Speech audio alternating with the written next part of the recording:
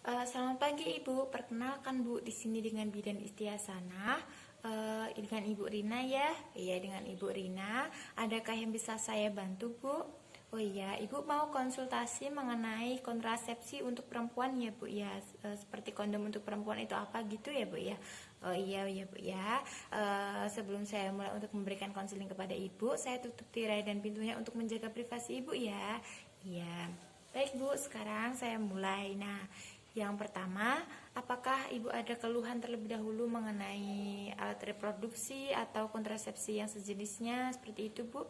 Oh ya, tidak ada keluhan ya, Bu ya. Sebelumnya apakah Ibu sudah pernah mendapatkan informasi ataupun pengetahuan, misalkan baca di buku, googling mengenai kontrasepsi untuk perempuan yang seperti kondom seperti itu, Bu? Oh ya, belum pernah ya, Bu ya. Nah, sekarang saya berikan penjelasannya ya Bu. Yang pertama, si kondom ini bukan hanya untuk laki-laki ya Bu ya. Jadi untuk perempuan itu juga ada kondom wanita. Nah, pengertiannya apa? Yaitu suatu selubung atau sarung yang dipasang pada organ dalam wanita. Nah, ini bentuknya itu silinder panjang dan muara pinggirnya tebal pada kedua sisi serta terdapat lubrikan pada sisi luar dan dalamnya. Seperti itu ya Bu ya. Nah, kemudian juga untuk cara pemakaiannya seperti apa untuk kondom wanita ini? Nah, untuk pemasangan kondomnya sendiri itu juga ada tekniknya, Bu. Yang pertama, Ibu harus memperhatikan kemasan kondomnya itu diperhatikan ya, Bu ya. Kalau misalkan sudah sobek atau kusut, kemudian atau misalkan dicek tanggal kadaluarsanya, jangan lupa ya, Bu, karena tidak diperbolehkan memakai kondom yang sudah kadaluarsa. Kalau misalkan sudah sobek, takutnya itu sudah terkontaminasi seperti itu. Kemudian juga pemasangan itu lebih baik 8 jam sebelum senggama dan sebelum penis dimasukkan dalam vagina. Kemudian juga ini sebelum pemasangan Ibu juga harus mencuci tangan dengan sabun dan juga air mengalir, tangannya dicuci sampai bersih. Untuk pemasangannya sendiri Ibu bisa mengambil posisi paling nyaman menurut Ibu, bisa jongkok, kemudian juga bisa mengangkat satu kaki ataupun bisa juga dengan cara berbaring ya Bu. Nah, untuk pemasangan di dalamnya, yang pertama, Ibu bisa menggesek sisi kondom, kemudian juga secara bersamaan untuk meratakan pelumasnya. Kemudian yang kedua, remas dan putar ujung kondom yang akan dimasukkan ke dalam vagina sehingga menjadi panjang dan menyempit. Kemudian yang ketiga, buka labia mayor atau bagian bibir vagina yang paling besar atau yang luar ya Bu, dengan tangan lain untuk melihat mulut vagina. Kemudian juga memasukkan ujung kondom ke dalam vagina sejauh mungkin dengan hati-hati. Gunakan jari untuk mendorong kondom hingga sekitar 2-3 bagian ujung kondom di luar vagina. Kemudian selanjutnya, pria atau wanita harus berhati-hati memasukkan ujung penis ke dalam kondom. Jika penis berada di luar kondom, tarik dan coba lagi. Selanjutnya, jika kondom tiba-tiba keluar dari vagina saat senggama, pasang kembali kondom dan dengan benar. Jadi diperhatikan untuk pemasangannya harus tepat ya Bu. Kemudian kondom tidak harus segera dilepas setelah senggama. Lepas kondom sebelum berdiri untuk mencegah tumpahan cairan seperti semen ke sekitar vagina. Kemudian jika akan melakukan senggama lagi, gunakan kondom yang baru, jangan menggunakan kondom yang sudah digunakan. Nah, dari penggunaan kondom wanita ini juga ada beberapa keuntungannya Bu. Yang pertama, keuntungannya yaitu bisa mencegah kehamilan. Kemudian juga harganya lebih murah, fleksibel, disposable.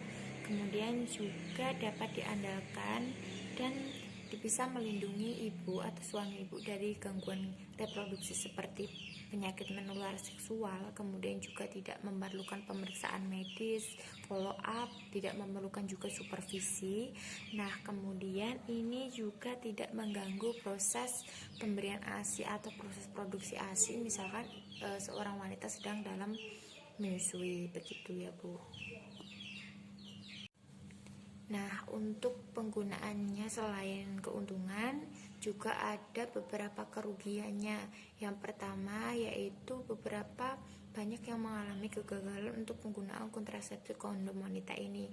Karena apa? Karena penggunaannya yang kurang tepat, kemudian juga tidak konsisten, Bu. Nah, kemudian yang kedua kan itu penggunaan kondom harus menghentikan senggama atau di pertengahan harus berhenti, sehingga itu bisa mengganggu kenyamanan seperti itu. Kemudian ini apa?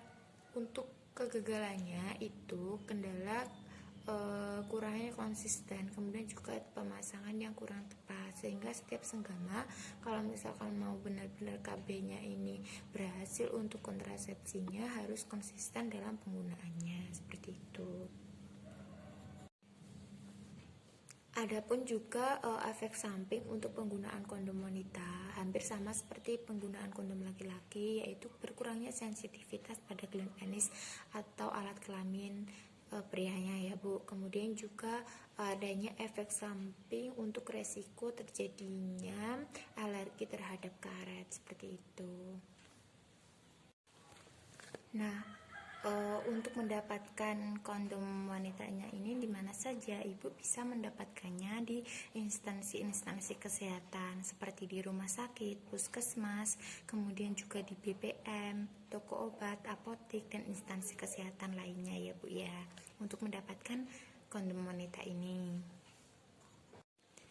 Nah, untuk pembuangannya sendiri itu juga ada adabnya ya Bu ya. Yang pertama, Ibu jangan membuangnya di toilet, di selokan ataupun dilempar ke halaman seperti itu, jangan ya Bu. Lebih baik dibakar ataupun dimasukkan ke dalam kantong plastik, kemudian diikat dengan rapat dan dibuang di tempat sampah, kemudian juga bisa ditanam. Nah, sekian Bu, ada yang Ibu tanyakan dari apa yang telah saya sampaikan. Jadi mulai dari pengertian sampai cara pembuangannya ya Bu ya. Ada yang ditanyakan atau tidak Bu? Oh iya, tidak ada ya. Kalau misalkan Ibu tidak ada yang ditanyakan, boleh Bu saya bertanya balik kepada Ibu? Oh iya, boleh ya Bu ya. Tadi pemasangannya itu harus berapa jam sebelum senggama Bu? Oh iya, 8 jam ya Bu ya. Berarti Ibu sudah mengerti ya Bu. Semoga informasinya ini bermanfaat untuk Ibu dan juga suami Ibu.